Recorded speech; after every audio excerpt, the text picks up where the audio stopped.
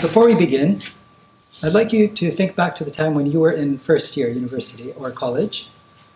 And keeping that in mind, I'd like to ask, how many of you found that experience to be academically challenging?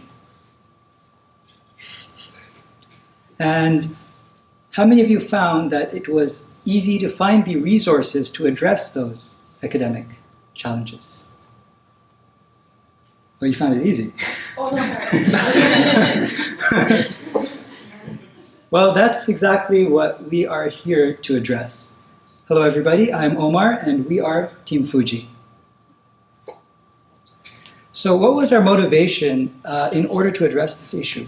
Well, we did our research, and from that we found that first-year students find it extremely difficult to find the right resources and to navigate all of the resources to address that specific issue that they have. So the problem is that there are many resources, but that they are all fragmented. So a little bit of our problem identification process. So we started off with some research, and we did some secondary research where we reviewed some literature, and then we followed that up with some primary research. We interviewed parents of first year and upper year students. We interviewed first year and upper year students. We interviewed faculty members of first year. We also conducted questionnaires and surveys with first year and upper year students. And from that, we found that there are two major problem spaces and that first year students have problems in.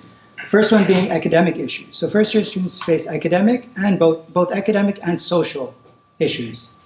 And as a team, we decided that we're going to focus on the academic issues, and specifically the issue of the mismatch that first year students find between their academic expectations and the actual workload that they come across. Now, the current state of affairs is like this.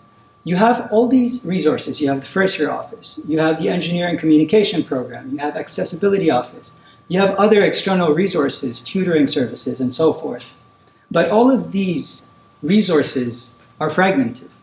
Students are forced to find them in one way or another, Googling tutoring resources, asking their friends for the correct source to solve certain issues, and none of these are centralized in one location.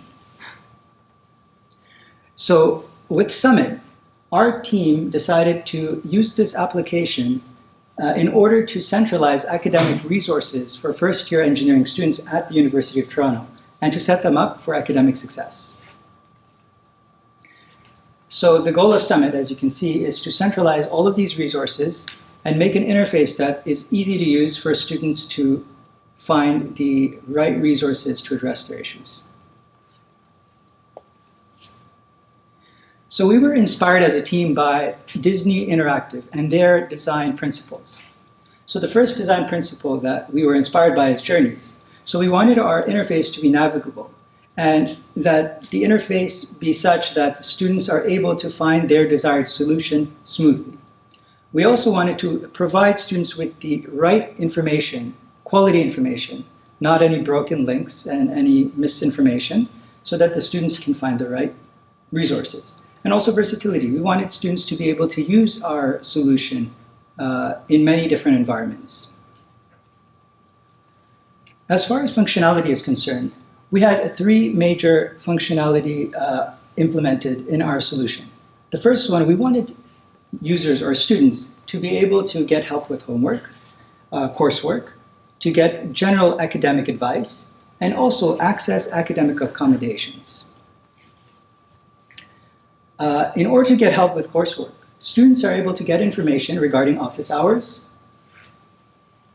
They're also able to book appointments using with external aid offices. So here's a screen with some information about the location, the time that they're available, and a link that it provides them with the right website. And finally, they're able to set up study sessions with their classmates. Now, in order to get general academic advice, students can contact their academic advisors. They can also contact upper year students who've already been in the situation they have been in, and also contact professors in order to get general academic advice.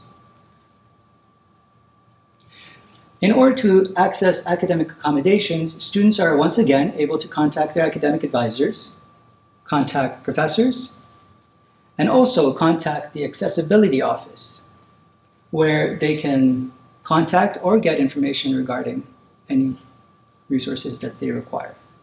And finally, they can also submit any coursework petition in order to retain all the marks that they need. Now I'll pass it off to Shaker, who will speak to you regarding our usability testing and further future steps for application. Great, thanks, Omar.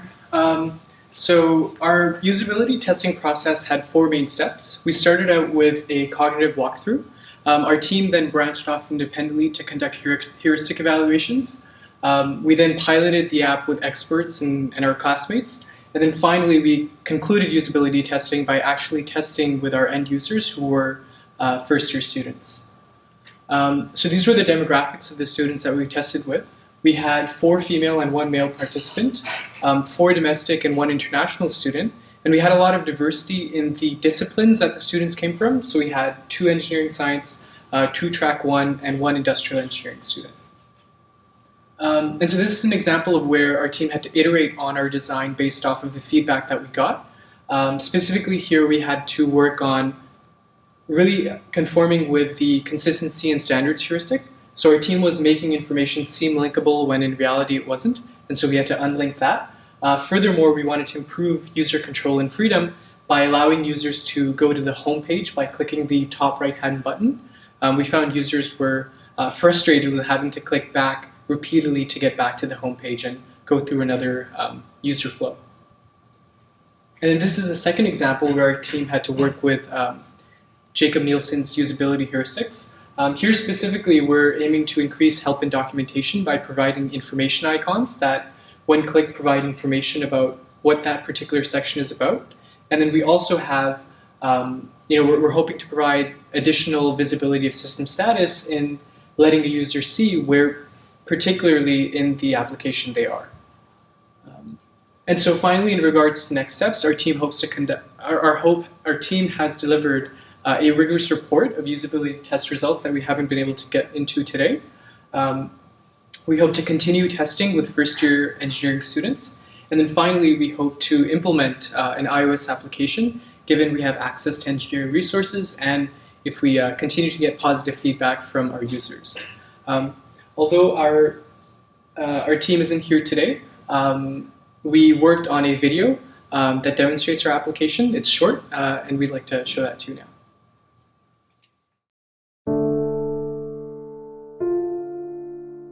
Olivia is a first-year engineering science student at the University of Toronto. She's an active member of Engineers Without Borders. As a commuter, she spends 2 hours daily on our commute from Newmarket.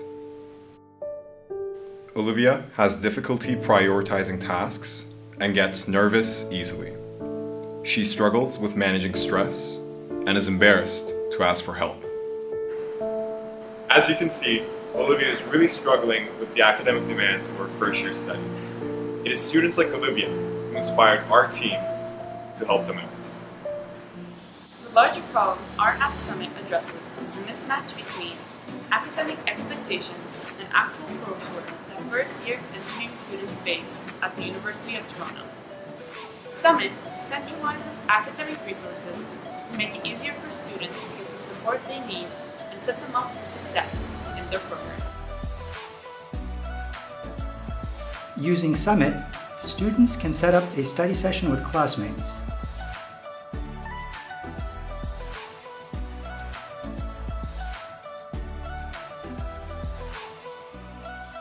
Students can also get advice from professors, academic advisors, and upper year students.